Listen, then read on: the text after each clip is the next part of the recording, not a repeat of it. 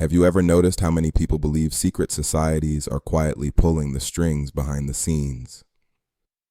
I'm talking about groups that supposedly meet in private, make powerful connections, and influence everything from politics to business, all the way to the entertainment industry.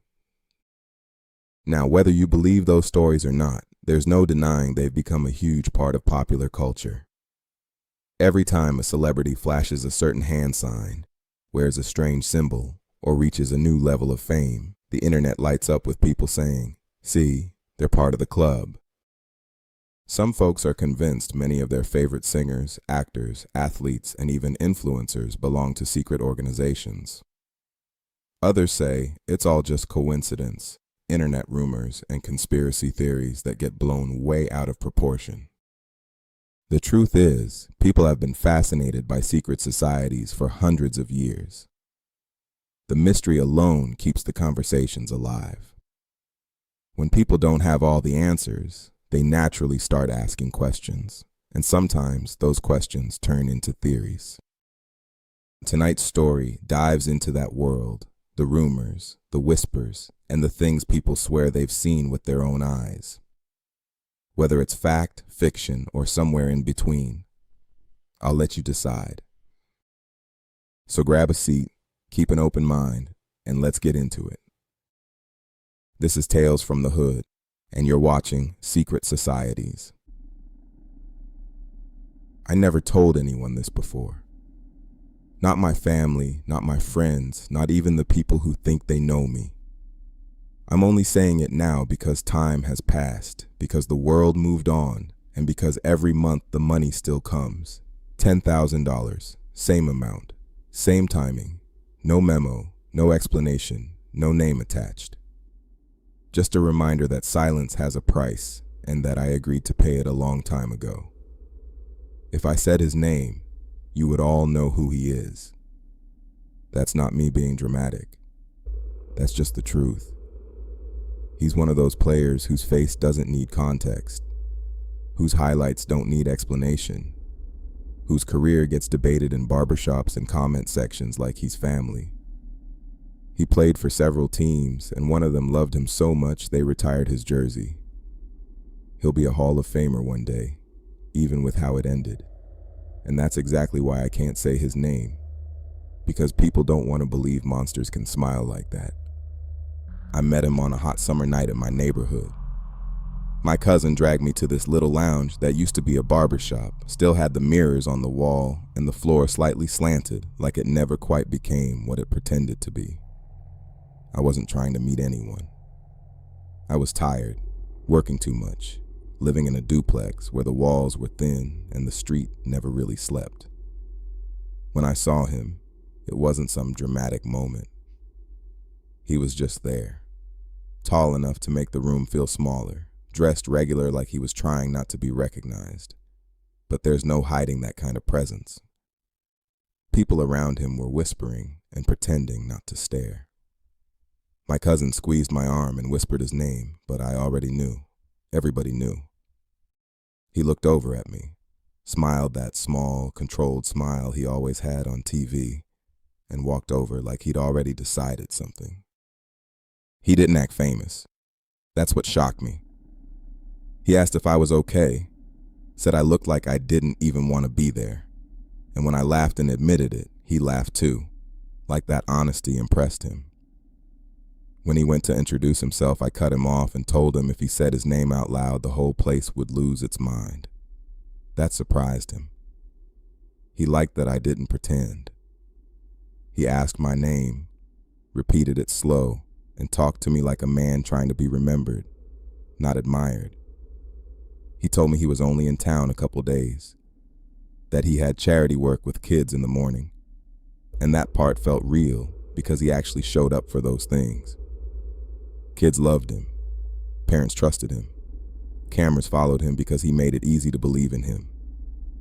Before he left, he asked me to eat with him the next day, somewhere quiet, somewhere normal, somewhere I picked. I should have said no.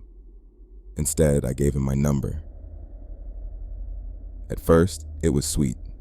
I won't lie about that. He listened, He remembered things. He didn't rush me or try to impress me with money. When he came to my place the first time, he looked around like he was assessing danger, checking windows, scanning the street. He kept saying I needed to move, that this wasn't safe, and when I laughed it off, he handed me cash like it was nothing. That should have scared me, but I convinced myself it was generosity. He talked about his childhood, about being broke, about pressure, about carrying whole neighborhoods on his back every time he stepped on the court. He talked about one city with real affection, the one that retired his jersey, and he spoke about it like it was family he didn't want to disappoint. I believed him because I wanted to, because it felt unreal that someone like him was choosing to be in my little life. The first crack showed up quietly, not like in movies. We were in my kitchen, the fridge humming loud, the light shining bright like it always did, and he was on his phone pacing like he couldn't sit still. When I asked what was wrong, he snapped at me, then apologized too fast. He said he was stressed, that people were on him, not fans, but people behind things. When I laughed it off, he didn't laugh back. He leaned forward and told me the Illuminati was real, that they controlled the league, contracts, injuries, legacies, and who got to stay great. I thought he was joking until he said they wanted a sacrifice, blood. The way he said it wasn't theatrical or wild. It was tired, like he'd been carrying that thought alone too long. I told him he was scaring me. He grabbed my wrist too tight, then let go like he hadn't meant to. He said it had already started. 2 weeks later, his cousin was dead. The news called it a tragedy. Social media filled with prayers and broken heart emojis. At work, my co-workers talked about how strong he was, how unfair life could be even to good people. I couldn't hold my coffee steady. That night, he called me and told me they did it because he didn't do what they asked. When I told him to go to the police, he laughed and said the police worked for them too. Then he asked me to be his alibi for the night it happened. He didn't say yes or no when I asked if he was there, and that silence told me everything I needed to know. That's when I tried to pull away, slowly, carefully, the way you do when you're afraid of someone noticing. He noticed immediately. One night I heard a car idling outside my duplex around 2 a.m. When I looked through the blinds, his SUV was parked across the street with the lights off. My phone buzzed, and he told me to come outside, then told me not to make it weird. When I begged him to leave, he said I knew too much and that he couldn't let me go. He reminded me that people loved him, that nobody would ever believe me over him. From that point on, he didn't need to threaten me loudly. He just needed to exist near me. Publicly, he was perfect. I watched him kneel down to talk to kids, sign shoes, hug grandmothers, hand out backpacks with cameras flashing. People called him humble, kind, a role model. Online, they said protect him at all costs. And I would stand there knowing that same man believed unseen forces were demanding blood to keep his career alive. Knowing he'd asked me to lie for him. Knowing he watched my house at night. That disconnect is what messes with you the most, because it makes you question your own reality. Eventually, he brought me a duffel bag full of cash and told me plainly that he was paying me to stay quiet and not go to the police. $10,000 a month. He said it like a contract, not a favor. When I told him I didn't want it, he reminded me I'd already taken his help before. He said this was how I stayed safe, from them and from him. I tried to run once. I packed a bag late at night and got in my car, but before I could leave, my phone buzzed asking where I was going. His SUV was already down the street. I went back inside because of fear. The last time I saw him in person, he was different, tired, hollow. He said they wanted another sacrifice and that he was done. He said he wasn't giving them a second one even if it meant losing everything. He didn't explain if the first one was his cousin, and I didn't ask because I was afraid of the answer. A month later, he had a career-ending injury. One bad moment, one wrong step, no comeback. The commentators called it tragic. Fans called it unfair. The league moved on while still promising he'd be remembered forever. But the money never stopped. $10,000 every month, same amount, same timing, no explanation. Sometimes I think it's him paying for my silence. Sometimes I think it's someone else making sure I remember what happens when you know too much. He never gave them that second sacrifice, and he lost the game anyway, but he's still loved by millions. His name still gets cheered. His highlights still get replayed. His jersey still hangs where legends live. And I'm still the woman who knows what he was like when the cameras were off, when the lights were low, when fear was louder than fame. That's why the money still comes.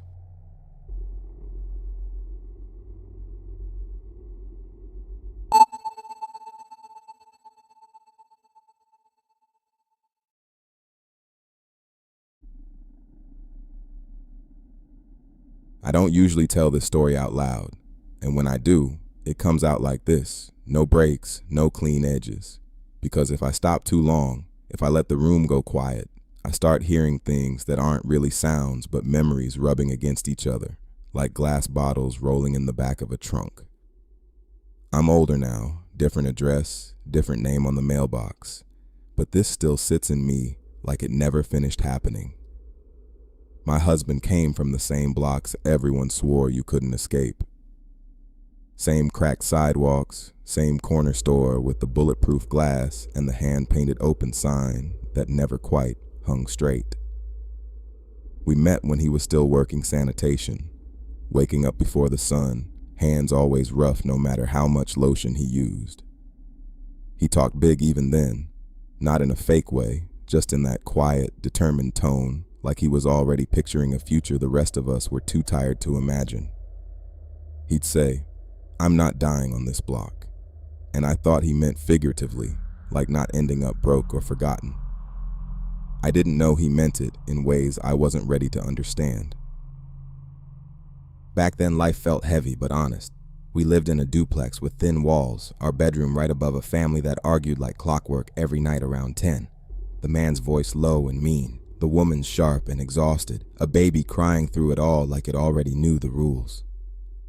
Sirens were just background noise, like crickets in the country, and you learned which ones meant something serious and which were just passing through. My husband, Andre, nicknamed D, used to stop and talk to everybody.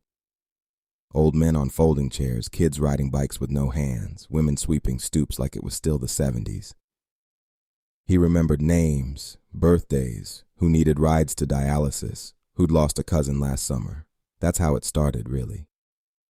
People trusting him. People saying, "You should run for something," half joking at first, then not joking at all. When he got into local politics, it felt like a miracle we all got to share. Hood boy turned councilman, councilman turned mayor. They put his face on banners and murals like he was proof the neighborhood could outrun its past if it just worked hard enough. The changes were slow at first, almost polite. A different kind of silence in our apartment once he took office, like the walls themselves were listening. He started coming home later, shoes cleaner than they should have been, smelling like cologne he never wore before, something expensive and unfamiliar that didn't belong to us. He'd sit at the kitchen table scrolling through his phone while I cooked, nodding when I talked, but not really hearing me, his mind somewhere else, jaw tight like he was holding on to something that didn't want to be held. When I asked him what was wrong, he'd smile that same smile he used on cameras and say, "It's just pressure, baby. You know how it is when you're trying to change things." And I wanted to believe him because belief was easier than the alternative. Because everybody in the neighborhood was watching us, proud of us, expecting us to be clean and grateful and unbreakable. The first thing that didn't sit right was the money. Not because we suddenly had it. People in power always seem to find ways to live better, but because it came without explanation. New appliances. Repairs done without me calling anyone. A contractor showing up at our door saying, "Mayor said to take care of this." Like favors were just floating around now, invisible, but very real.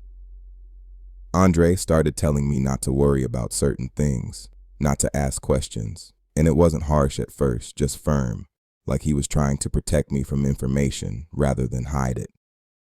But protection and secrecy start to look the same after a while. At night, I'd lie awake listening to cars idle outside longer than they needed to. Engines humming low, doors opening and closing softly, men laughing without humor. Once, I looked through the blinds and saw Andre leaning into a black SUV, his body language different than anything I'd ever seen, head slightly bowed, hands folded like he was waiting for instructions. When he came back inside, he smelled like cigarette smoke, even though he didn't smoke. People started talking, not directly to me, never straight out, but the way people do when they want you to hear without being responsible for what they're saying. A woman at the beauty shop said, "Power changes everybody," while looking at my reflection instead of her own. An old friend from the block pulled me aside outside the corner store, his voice low, eyes darting, and said, "Just make sure you good." Like that was advice and a warning wrapped together. I noticed patrol cars parked on our street more often, but not like they were watching us, more like they were there because they were supposed to be, a performance of safety. I noticed certain businesses never got shut down no matter how many complaints there were, certain people always walking free no matter how many times they got picked up. It felt like the rules had shifted slightly off-center, like a picture frame hung crooked enough to bother you if you stared too long. The night I really knew something was wrong, Andre came home soaked from the rain, standing in the doorway like he didn't recognize his own house. The power was out in half the block, streetlights flickering, rainwater running down the windows in streaks that made everything look warped. He didn't take his coat off right away, just stood there breathing hard, eyes glassy but focused. He sat at the table and said, "There are people above me," like it was a fact he'd just learned and not something he'd been living with for months. I asked him what he meant, and he laughed once, sharp and humorless, and said, "Everybody answers to somebody." He told me there were meetings I wasn't allowed to know about, rooms without windows, men who didn't raise their voices because they didn't have to. He said they helped him, funded him, protected him, and all they asked in return was obedience. Not loyalty, not belief, obedience. The way he said it made my stomach twist, like he was talking about gravity or weather, something you couldn't argue with no matter how unfair it was. After that, things moved faster, like the story had been waiting for me to catch up. A city inspector who'd been pushing too hard got reassigned overnight. A local activist who'd been calling Andre out on the radio disappeared for a week and came back quieter, eyes dull, apologizing publicly without ever explaining what he was apologizing for. Andre stopped sleeping through the night. He'd sit on the edge of the bed staring at his hands, flexing them like he was checking they still worked.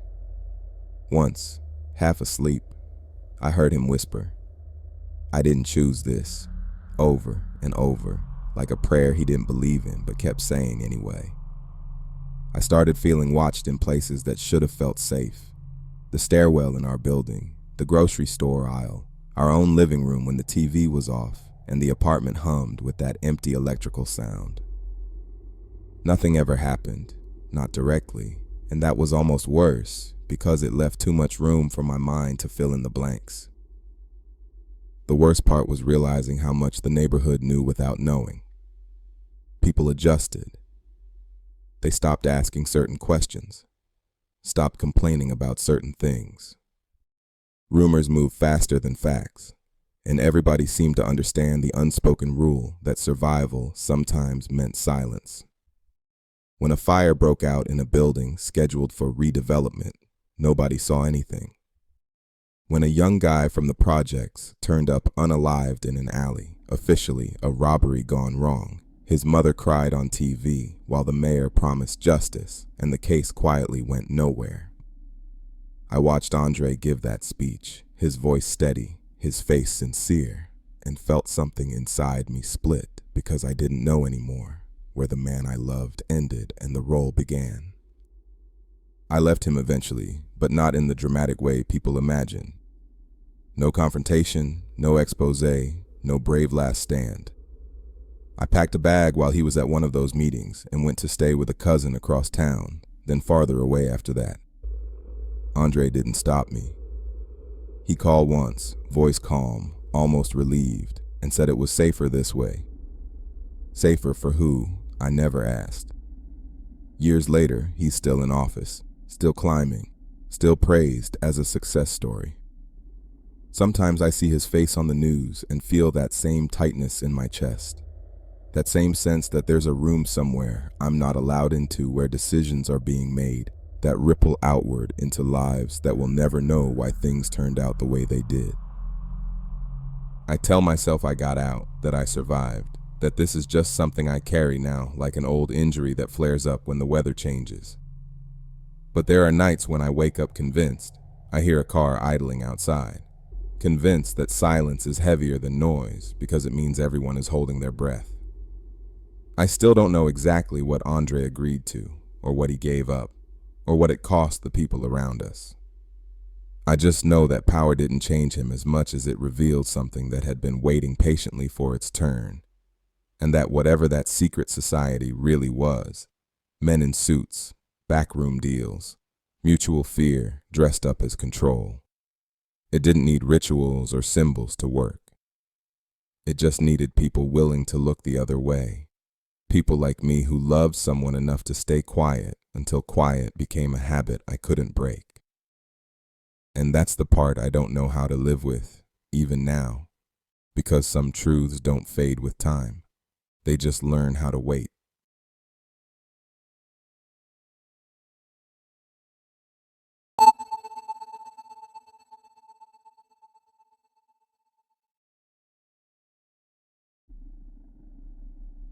I wasn't a rapper.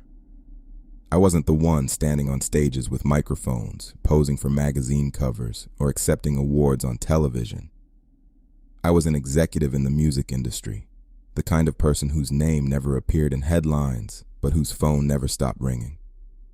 I spent years sitting in meetings, negotiating contracts, introducing artists to producers, and watching careers get built from the inside.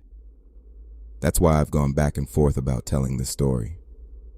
Even now, I know I could get into a lot of trouble for talking about what I witnessed, so I'm not using any names, not naming companies, and not pointing fingers at any specific person. The people connected to this story held incredible influence, and some of them still do. Whether they were artists, executives, promoters, attorneys, or investors, they occupied rooms that most people never even knew existed. I learned very quickly that fame wasn't always the most valuable currency in the business. Power was. When people on the outside think about the music industry, they usually picture glamorous award shows, private jets, expensive jewelry, sold-out concerts, and social media posts that make everyone's lives look perfect. What they don't see are the pressures behind closed doors. They don't see how easy it is for someone who's young, talented, and desperate for a chance to become surrounded by people who don't always have their best interests at heart. Not everyone in the business is dishonest or manipulative, and I worked alongside plenty of good people over the years. But there were also circles where loyalty was bought. Reputations were protected at all costs, and success often depended on who controlled the room instead of who had the most talent. Watching that reality every day changes the way you see people. My little sister had dreamed about becoming a singer ever since she was a kid. She'd stand in the living room holding a television remote like it was a microphone while the rest of us laughed and clapped. She had real talent, too. Her voice could stop a conversation. That should have made me proud. But after spending years in the business, all I could feel was fear. I had already seen too many promising artists lose themselves chasing opportunities that looked too good to pass up. I begged her to go to college, to become a vocal coach, to sing in church, to do anything except chase a recording contract. Every warning I gave her sounded like jealousy instead of protection. She thought I didn't believe in her when the truth was I believed in her enough to know exactly what she might run into. The harder I tried to steer her away from that world, the harder she pushed toward it. She started posting videos online, performing at showcases, and networking with anyone who claimed they had industry connections. Eventually, she caught the attention of a well-known executive who owned a successful independent record label. He had a reputation for discovering new talent, and people constantly talked about how many careers he'd launched. Everyone around her treated the opportunity like she'd won the lottery. I had heard stories about him for years, enough to make every alarm bell in my head start ringing. None of the stories were ever written down. Nobody wanted to be the person making accusations they couldn't prove, but there were whispers that followed him from city to city. Young artists who disappeared from the spotlight almost as quickly as they arrived. Careers that suddenly ended after disagreements. People who stopped returning phone calls once they got too close to his circle. I couldn't prove any of it, but I trusted my instincts, and my instincts told me to keep my sister as far away from him as possible. She wouldn't listen. He promised her studio time, vocal coaching, expensive producers, image consultants, and introductions to people she'd only ever seen on television. From her perspective, he was opening every door I'd spent years warning her about. At first, everything looked exactly like success. She moved into a nicer apartment, started dressing differently, traveled constantly, and suddenly had access to places that most aspiring artists never get invited into. Every time I asked how she was really doing, she'd smile and tell me I worried too much. But little things started changing. She'd miss family gatherings. She stopped answering calls for days at a time. When she did answer, she sounded exhausted. Her personality slowly disappeared behind rehearsed answers that never felt genuine. Then came the parties. They were never advertised publicly. Invitations moved through private messages and personal phone calls. Luxury homes, rented estates, exclusive clubs after hours. Celebrities, executives, athletes, influencers, producers, managers, and wealthy investors all mixing together behind closed doors, where security made sure phones stayed out of sight. I went to a few early in my career before I realized those weren't environments I wanted any part of. Some people were simply networking. Others were drinking until sunrise. Some used drugs openly as if there would never be consequences. The atmosphere encouraged people to lower their guard, and for someone trying desperately to fit in, saying no became harder every time. My sister eventually started believing that participating was simply part of earning her place. Those parties had almost mythical status inside the industry.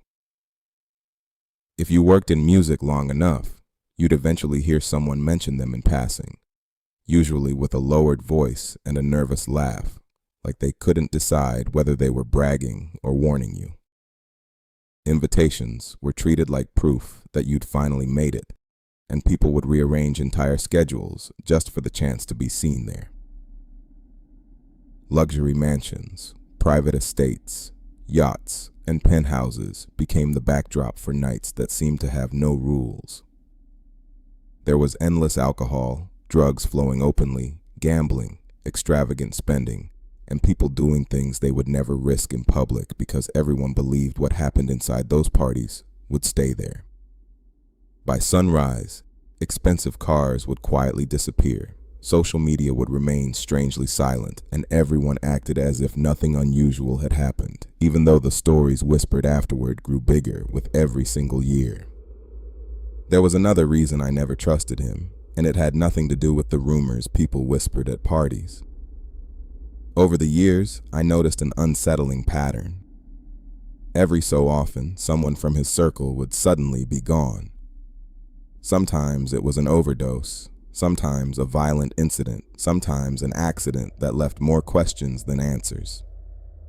Before long, people in the industry started creating their own explanations. Some swore he had sacrificed people to protect his success and influence, while others dismissed those stories as fear, gossip, and conspiracy.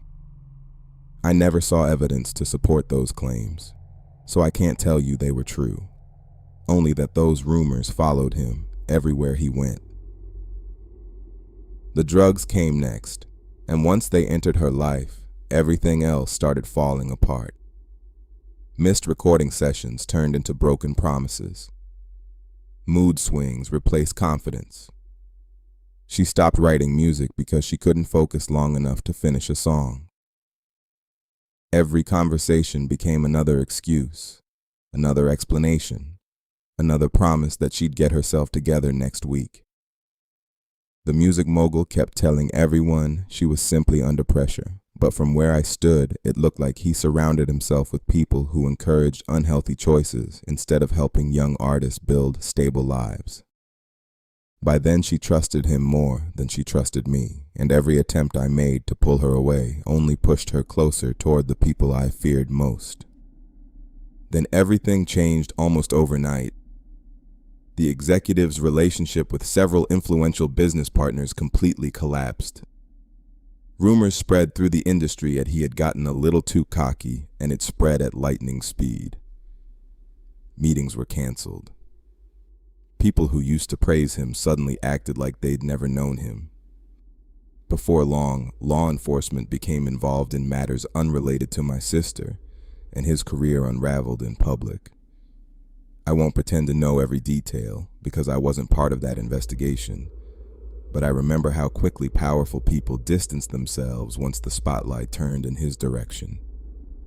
The same phones that used to ring nonstop suddenly went silent. Before everything came crashing down, he was trying to convince my sister to take a trip to a private island he spoke about constantly.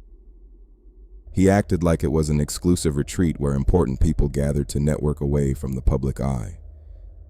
I begged her not to go. In the end, the trip never happened because he was arrested before those plans could ever become reality. Looking back, that's one of the few times in my life I've been thankful that events unfolded the way they did. That chaos gave me the opening I've been praying for. Without his influence surrounding her every day, I finally convinced my sister to come home. It wasn't easy. Recovery never is. She fought us, denied she needed help, disappeared more than once, and nearly walked away from treatment before completing the program. There were mornings when she couldn't even recognize herself in the mirror because addiction had taken so much from her. But little by little, she came back. The sparkle in her eyes returned. She started writing songs again, not because she wanted another record deal, but because music had belonged to her long before the industry ever got involved. Rehab didn't erase the damage, but it gave her a chance to reclaim the life she'd almost lost. People always ask me whether I miss working in the music business. The honest answer is that I miss the music, the creativity, and the excitement of discovering incredible talent. What I don't miss are the rooms where ambition outweighed integrity and where vulnerable people were treated like opportunities instead of human beings. My sister survived something that many others don't walk away from, and every time I hear someone say they do absolutely anything to become famous, I think about how expensive that word can become. Success isn't worth much if it costs you your health, your family, your identity, or the ability to recognize yourself when all the lights finally go out.